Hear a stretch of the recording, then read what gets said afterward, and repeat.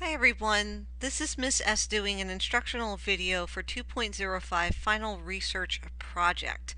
This assignment sheet is going over the final step in your research project in which you will be submitting your final project to me in the Dropbox.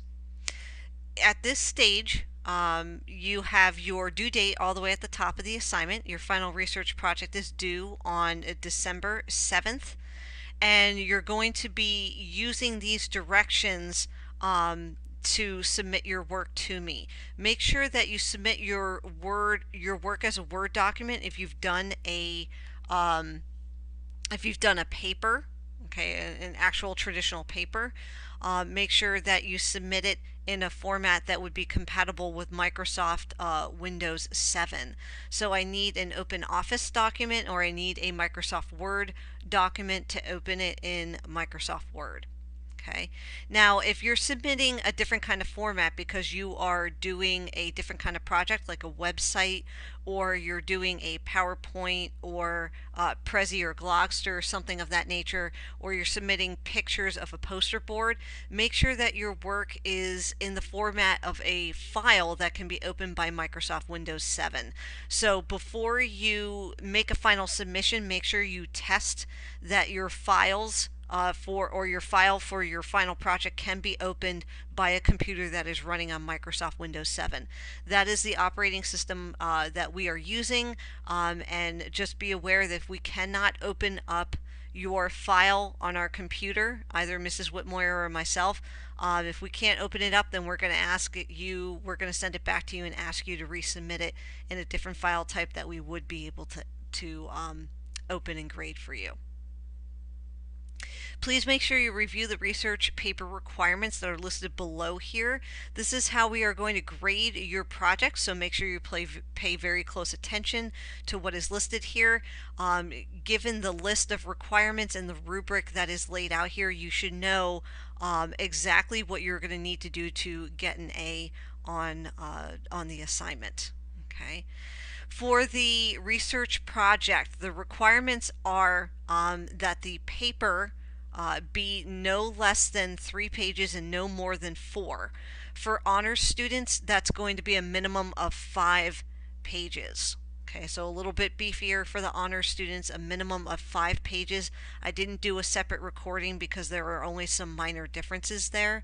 But for honors students, again, if you are in History 304 and you're an honors student, your minimum page number will be 5 pages. The project does need to be in MLA format. You need to make sure that you have a properly cited, works cited page in MLA format. Again, make sure that a works cited page, make sure that you're aware that works cited means bibliography. Okay, so that's the same thing as a bibliography. Works cited is just what a bibliography is called when you're working in MLA formatting.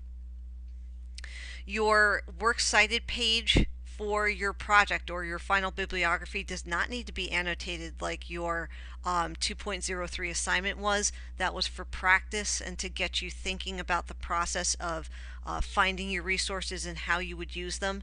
This particular bibliography at the end of your project, your works cited page with the final project, does not need to be annotated. You do want to make sure that you cite information that you are quoting directly or paraphrasing. Remember, you have to tell people where you're getting your information, even if you're not using a direct quote.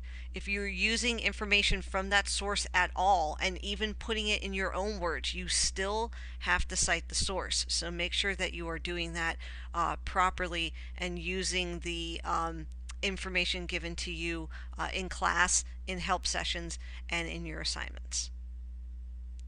It is expected that you have a 10 to 12 point font that is used in your paper and that it is Times New Roman. Make sure your paper is double spaced, 1 inch maximum on your margins. Guys, please don't play with the font size and the spacing to make pages longer. We will check that. We've seen all those kinds of attempts in the past before, but we want to make sure that you really truly have the same content as other students and you're graded on the same platform in the same base. Proper in-text parenthetical that's hard to say. Parenthetical citations should be used. Again, that goes with the MLA in-text citations above.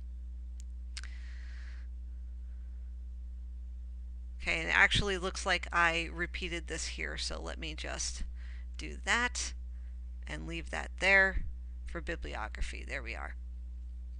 Plagiarism will be dealt with as indicated in the academic integrity policy outlined in the syllabus of the course. Folks, please be aware that this is going to be monitored by Turnitin.com, that or Turnitin program that I have in the school system. It does do a report of where students have used information directly from a website if they've done so. So please be careful. If you're going to use a quote, use them sparingly, and please do not have them any more than 2 lines in your paper.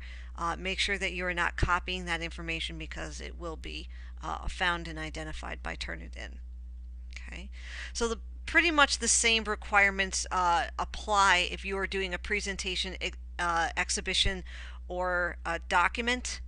Okay, these things are pretty much going to be the same. I put in some different requirements here. If it's an oral presentation, it should be 15 to 20 minutes. If you're presenting this to me in a private session, in a one-on-one Blackboard collaborate session. If you are doing a PowerPoint, it must be a minimum of 14 slides. That does not include your title slide, your works cited slide, or any slides with just images. It has to be a minimum of 14 slides of content. For honors students, I would be looking for at least an 18 slide minimum. Okay. Again, the other requirements that are listed here are the same as in the paper above. We want to make sure that your work is done in MLA format, that any of your fonts are a reasonable size, although you could use different font sizes and formatting in a PowerPoint or other presentation format of presentation. Basically what you want to do here is make sure that your text that you use in a PowerPoint, Glogster, or Prezi, all of your content comes out to be equal to 3 to 4 pages. That's really what I'm looking for. So let's say you put together a PowerPoint, a Prezi, or a Glogster, and you have all this information. The information that you include in those presentation formats do need to be equivalent to 3 to 4 pages of the in a Word document at 10 to 12 point font. Okay, so it needs to be the same amount of content that your fellow students are presenting in a paper. Okay, so it can't be shorter, it just is permitted to be in a different format. Okay. Now this rubric is the same for both, whether you're doing whether you're doing a paper or some other kind of presentation. We have the content slash quality of presentation column here, which is worth 70 points. Okay, so your content basically, have you provided an introduction, a body, and a conclusion? Have you sufficiently shown why your event is a turning point in U.S. history and given plenty of historical evidence to support your position? Does it have a thesis statement? And do you back up your thesis statement and stick to that topic within your project? The next part is proper in-text citations and bibliography or works cited.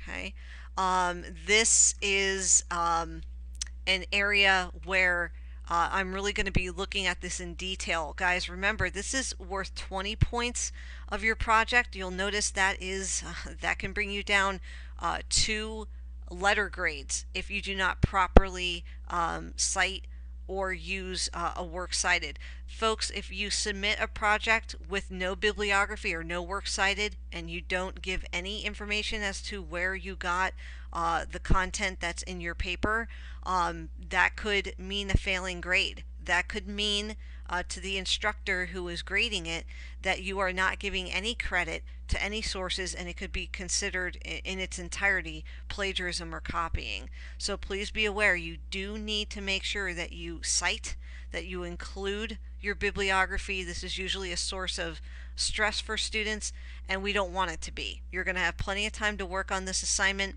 learn this step by step, so make sure you're taking the initiative to get extra help with this during help sessions and during class if you need it, to make sure that you get these 20 points. Okay, so in text citations and bibliography, or works cited, is worth 20 points of the total 100.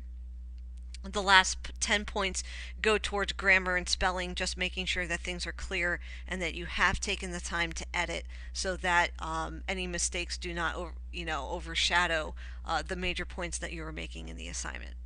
Okay, so the 2.05 assignment is really just you submitting your final research project into the 2.05 final research project Dropbox.